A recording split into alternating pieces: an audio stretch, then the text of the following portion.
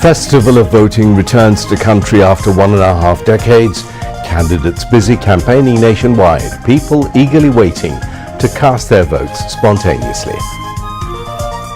Democracy must be practiced from Union Porishad to National Parliament, says BNP Chairman Tariq Rahman in a conversation with young people. Tariq Rahman going to Chattogram tonight for election campaigning after nearly 2 decades. Claim of agreement between BNP and India is a propaganda, says Mahdi Amin. Vote for 11-party alliance for desired development and fundamental change in people's lives, urges Jamaat Amir Dr. Shafiqur Rahman.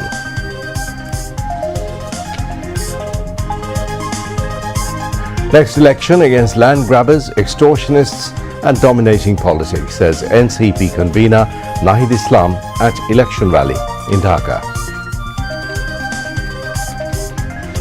Election Commission urges postal ballot registered voters to cast their votes promptly in the 13th National Parliament election and referendum.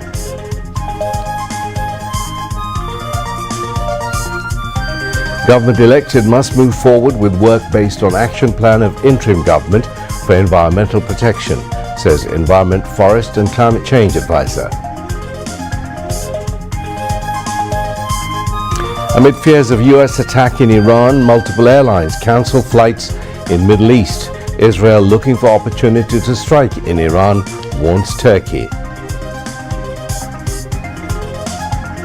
And in Nepal, Bangladesh advanced to Super 6 by defeating Ireland by 9 runs in the Women's T20 World Cup qualifier.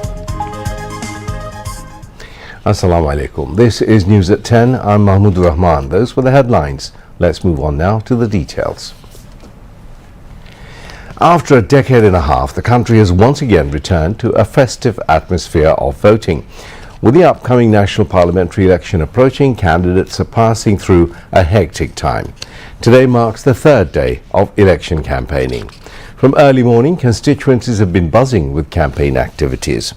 Candidates, accompanied by party workers and supporters, are going door to door to reach the voters. Some speak of development, while others are promising change. However, voters' expectations go beyond the promises made by the candidates.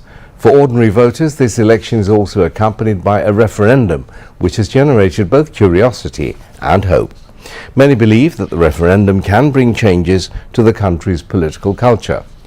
On the 3rd day of campaigning, the electoral field remains busy with a convergence of promises and expectations. Ultimately, who succeeds in winning the trust of the voters will be known only after the results of the national parliamentary election, scheduled to be held on February the 12th, are announced.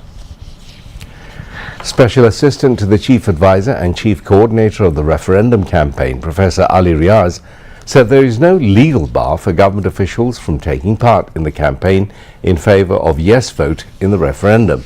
Ali Riaz made the remarks while speaking as a chief guest at a divisional views exchange meeting in Sylhet, aimed at promoting the referendum and motivating voters today. He said those who laid down their lives during the July mass uprising actually sacrificed their lives solely to establish people's rights, and this referendum is a major step towards realizing those rights. He emphasized that nowhere in the existing constitution, the Representation of the People Order, RPO, the July National Charter Implementation Order 2025, or the referendum-related ordinance stated that employees of the Republic are prohibited from speaking in favour of positive change. The meeting was organised by the Sylhet Divisional Administration at the Sylhet Divisional Sports Complex. Government officials working at the divisional headquarters as well at district and upazila levels, along with representatives of various non-governmental organisations, attended the event. Criticising those who consider the current interim government to be a caretaker government, the CA Special Assistant said this interim government stands on the legitimacy earned through the July uprising and is by no means a caretaker government. He said the current interim government is working with 3 mandates: reform, justice and elections. Elections are not conducted by the government. Rather, the government creates a conducive environment while the Election Commission conducts the elections, he said, adding, similarly, justice is administered by the courts and the government's role is only to ensure an enabling environment so that the judicial process can proceed unhindered. Chief Advisor Special Assistant Munir Haidar said that while the return of the previous fascist ruler is unlikely, the return of fascism itself is possible if the path is not blocked. Many parents lost their children in the mass uprising of 2024, and if fascism returns again, it could be our children who lose their lives, he added.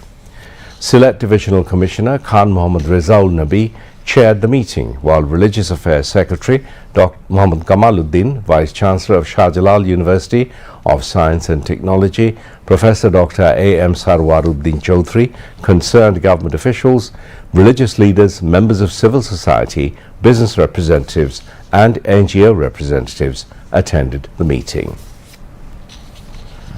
Bangladesh Nationalist Party BNP Chairman Tariq Rahman said that if BNP comes to state power by winning the upcoming election, democratic practices will begin across all sectors of the country, from the national parliament down to the union level. As a result, young and capable leadership will emerge from the grassroots who will lead the state in the future. He made the remarks in an exclusive interaction with the winners of the National Reels Making Competition titled Amar Bhabnai Bangladesh at Shahabuddin Park in Dhaka this afternoon. Tariq Rahman's daughter, Barrister Zaima Rahman, was also present at the event. During the discussion, various issues were raised, including the country's education system, trade and commerce, family cards, agriculture cards, employment, women's empowerment, freelancing, and traffic congestion in Dhaka. Tariq Rahman said the education system would be overhauled to make it modern and time-relevant. Technical education would be included in the curriculum and emphasis would be placed on learning multiple languages. This, he said, would increase employment opportunities both at home and abroad. The BNP chairman added that if BNP is elected through the people's votes, various cities in the country would be developed as satellite towns, offering facilities in education, healthcare, employment and other sectors. This would reduce pressure on Dhaka. At the event, Tariq Rahman explained how the family card would help make women financially self-reliant and said that through the agriculture card, farmers would receive agricultural inputs as well as access to agricultural loans. He also noted that South Korea earned $12 billion last year solely from content creation, adding that BNP would provide all kinds of support for freelancing to Bangladesh's youth in the future. As part of election campaigning, BNP Chairman Tariq Rahman is travelling to Chattogram tonight. This information was confirmed today by Mahdi Amin, spokesperson of the BNP Election Management Committee and advisor to the BNP Chairman at Gulshan in the capital. He said that tomorrow morning the BNP Chairman will take part in a youth policy talk at a local hotel with 300 students from various universities. There he will exchange views on BNP policies on education, employment, agriculture, women's empowerment and other issues, and listen to suggestions from young people. After that, he will attend an election rally at Chattogram Polo Ground. Mahdi Amin further said that after concluding the rally, Tariq Rahman will address an election rally at the Pilot School Playground in Feni while travelling onward. Then, along the route, he will speak at 3 separate election rallies at Choddogram High School Ground in Kumilla, Digbaji Ground in Shuagazi, and Central Eidgah Ground of Daudkandi Upazila. After that, he will join an election rally at the Kachpur Balur Mat in Naranganj while travelling onward.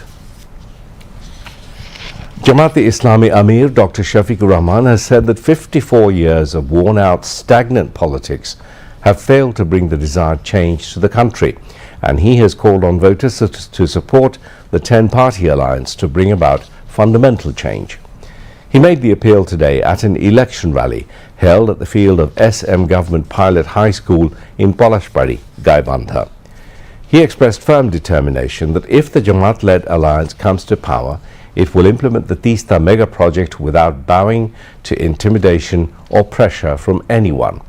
Describing northern Bangladesh as the country's food and grain hub, Dr. Shafiqur Rahman said that if Jamaat-led alliance assumes power, an agriculture university and agro-based industries will be established in the region, which will create employment opportunities. Later, the Jamaat-e-Islami Amir addressed an election rally in Sherpur of Bogura. He said that the people of the country have shown a red card to fascism and hegemony, and that this red card will never again turn into a green card in this country. Stating that if the 10-party alliance comes to power, it will maintain friendly relations with all countries, including neighboring ones, the Jamaat Amir said that no intimidation or domination by anyone would be tolerated. Describing the media and journalists as watchdogs or vigilant sentinels, the Jamaat Amir urged them to call white white and black black. National Citizen Party convener Nahid Islam has described the upcoming 13th parliamentary election as a battle to defeat land grabbers and extortionists. He made the remarks this morning while speaking to journalists during a roadside electoral campaign in the Bhatara area of the capital. Senior leaders of the National Citizen Party were present at the time. Nahid Islam said the student-led mass uprising of 2024 was aimed at establishing state reforms, democracy, justice and restructuring the power system, adding that the forthcoming election would be a fight against land grabbers, extortionists and authoritarian dominance. He warned that any attempt to establish hooliganism after 5th August would be resisted by the people. Referring to the neutrality of the Election Commission, Nahid Islam said that an advance warning has already been issued in this regard. The Election Commission has urged voters registered through the Postal Vote BD mobile application to cast their ballots promptly after receiving them. They should submit the yellow envelopes to the nearest post office or letterbox within the stipulated time, a PID release said. EC said only those postal ballots that reach the returning officer by 4:30 p.m. on February the 12th, 2026 will be considered for counting.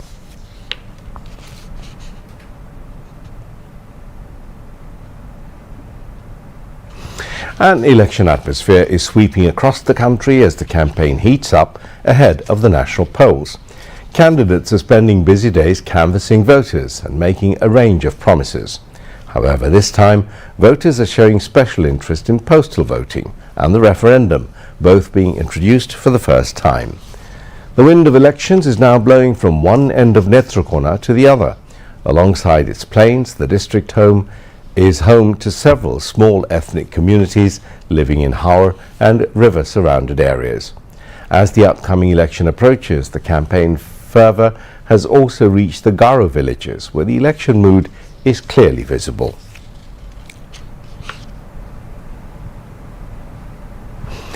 The elected government must forward step by step based on the foundation laid by the interim government for environmental protection, taking into account goodwill and priorities. Environment, Forest, Climate Change and Information and Broadcasting Advisor Sayyida Rizwana Hassan said this at a discussion at the Department of Environment in the capital today. Environmentalists, politicians and representatives from New Generation took part in the special discussion series, Manifesto on Environment and Climate Change ahead of the upcoming national poll. The advisor said it is not enough to just have environmental promises in the manifesto. It is also crucial to mention how they will be implemented. Urging the next government to follow the roadmap of this government, she laid emphasis to contain air and sound pollution as well as protect river and forests.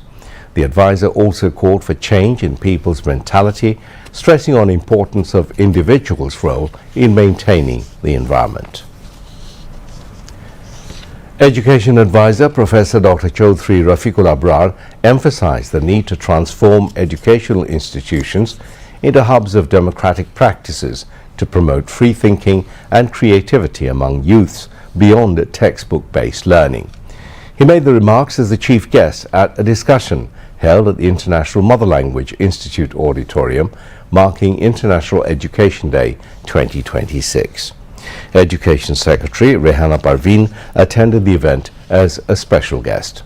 The advisor stressed that youth participation in social, democratic and nation-building activities should not be symbolic or tokenistic, but meaningful and effective. The speakers opined that although progress has been made in involving young people and students in global decision-making in education, much more needs to be done to address their concerns and aspirations. This year, UNESCO is dedicating International Day of Education to the power of youth as co-creators of education. Referring to the role of youth in shaping a new Bangladesh, speakers said it was the youth who showed the path to change when civil rights came under threat. On now to international news.